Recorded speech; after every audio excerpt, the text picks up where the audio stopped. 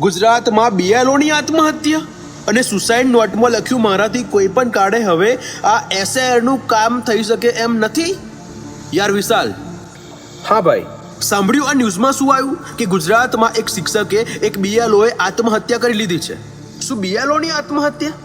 અને સુસાઇડ નોટમાં લખ્યું કે હવે કોઈ પણ કાળે હું આ એસઆઈઆરનું કામ નહીં કરી શકું. છેલ્લા ઘણા દિવસોથી હું સતત થાક અને માનસિક તણાવ અનુભવી રહ્યો છું.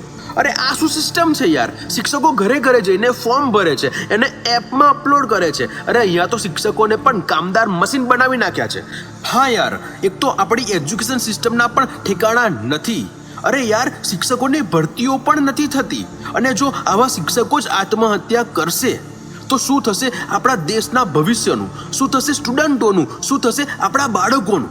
અને સૌથી મોટું દુઃખ તો એ વાતનું છે કે જે માણસ બાળકોને ભણાવવા જેવું, બાળકોને શિક્ષણ આપવા જેવું પવિત્ર કામ કરી રહ્યા હતા, એ જ માણસે આજે સુસાઇડ નોટમાં લખ્યું છે કે હું થાકી ગયો છું, હું માનસિક રીતે હારી ગયો છું. આ સાંભળીને, આ વાંચીને રૂવાટા ઊંચા થઈ જાય છે, દિલની ધડકન વધી જાય છે. શું થશે આ દેશના ભવિષ્યનું?